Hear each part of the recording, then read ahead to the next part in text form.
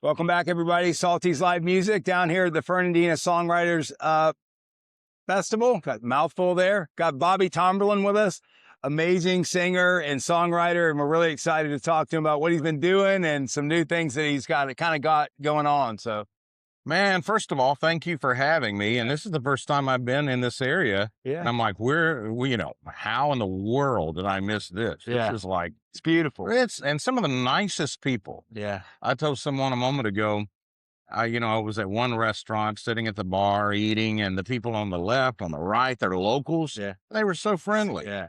So friendly. Yeah, it's beautiful. It's kind of like a little unknown paradise. Oh, you know? and yeah, maybe it's good to be a little unknown. Yeah, absolutely. You But know. huge like music, lots of music here, lots of local music. So that's when we came down. My partner Paul lives here, and he's like, I'm going out every night, music every night. So it's just if you love music, it's Fernandina Beach is a cool spot. Love it. Spot. So how what's your story, man? For people that don't know Bobby, what's your story? How'd you get into all this? Your love for music? How did it happen? Well, everybody has a story for sure. Mine's a little different than most. I'm from a small town in South Alabama, about an hour below Montgomery. Too light town, Luverne, Alabama, one of those towns if you're going to the beach. Yeah. You just pray you don't get a speeding ticket. But it really is one of the friendliest cities or towns.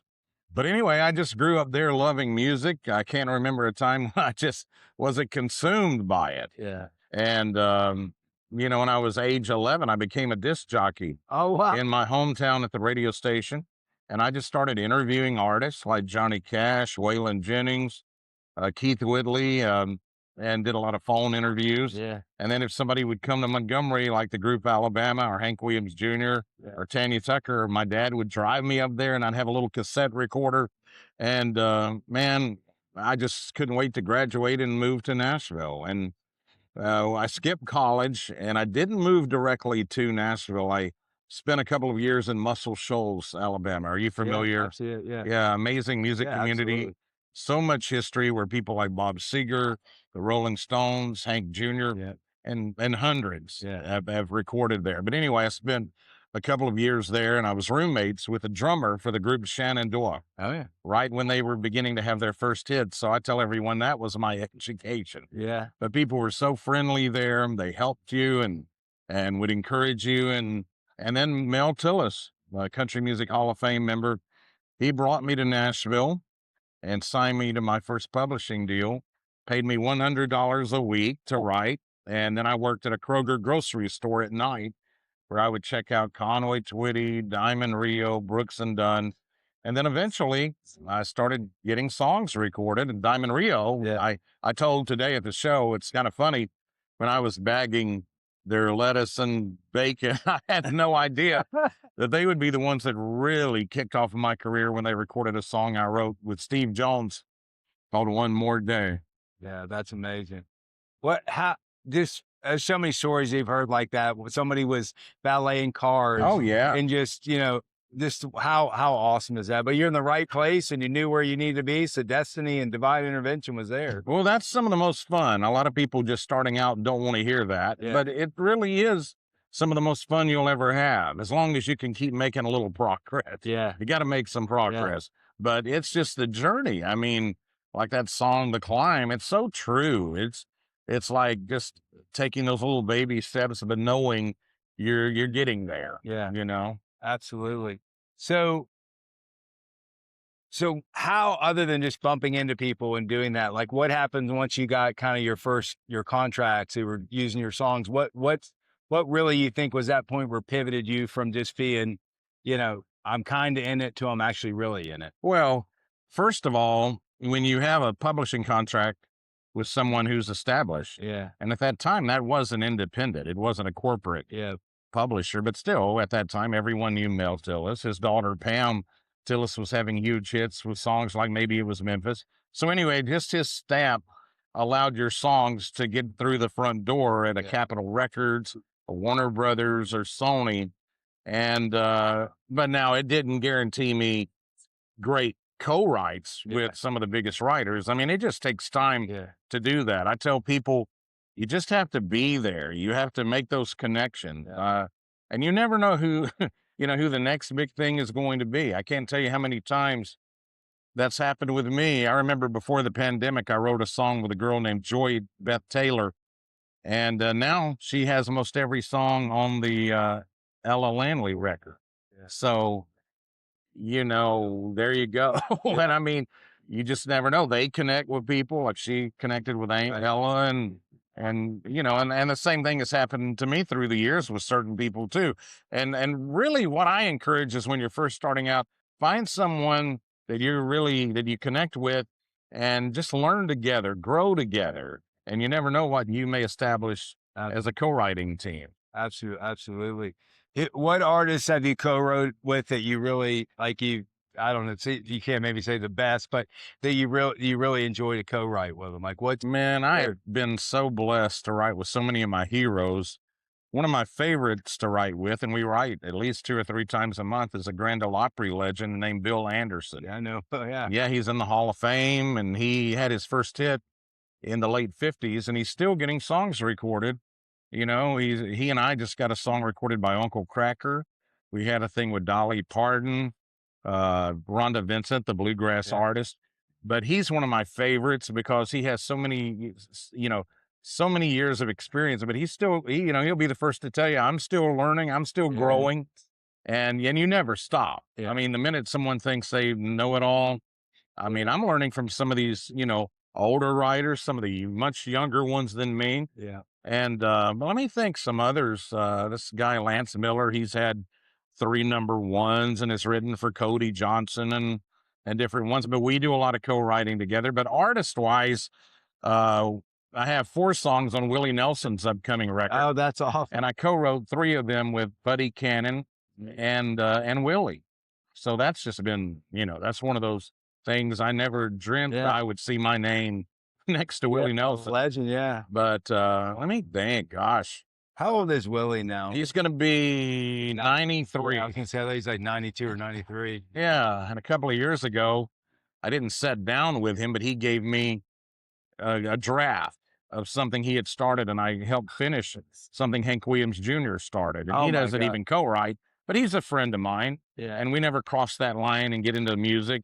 But, he did have this thing and song, and I hope he'll record it one day. But I've been, Loretta Lynn, I wrote a song with Loretta, and Mac Davis. I mean, I'm naming a lot of my heroes. Yeah, that's awesome. But then again, a lot of new talent that's just amazing, and I just mix it up. Yeah. Yeah. Well, I mean, I what a journey though, man.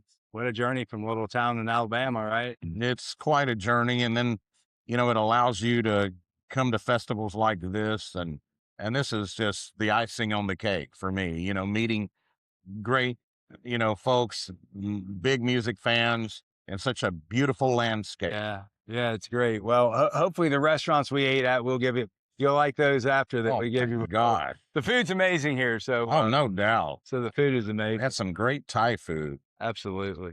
Absolutely. Well, do you, for the fans, like we were talking to, all the people we've talked to today, they were telling us the whole process of, getting involved in this industry and kind of some of the sentiments that you said about, hey, you got to stick with it, whatever. But we learned the money side of it too. He was telling us the money side on how they're getting royalties, and some people, he didn't get paid anything when he wrote something. So I thought that was interesting. So you guys know that more than me. Well, as far as the money part, it's challenging times with the streaming. Yeah. Because you don't have those physical sales like you used to. But you know what? This is what I tell people that talk about, they want to go to Nashville or LA and start getting into the business. Number one, you have to love it. You can't really think a whole lot about the money, and then hopefully that'll fall into place and you'll have some good paydays. Yeah. But when I moved to Nashville, I can honestly say I didn't have dollar signs. Yeah. Maybe I should have, but I didn't have that. That wasn't part of it for me. It was, again, a kid from a small Alabama town who literally loved playing guitar, loved creating.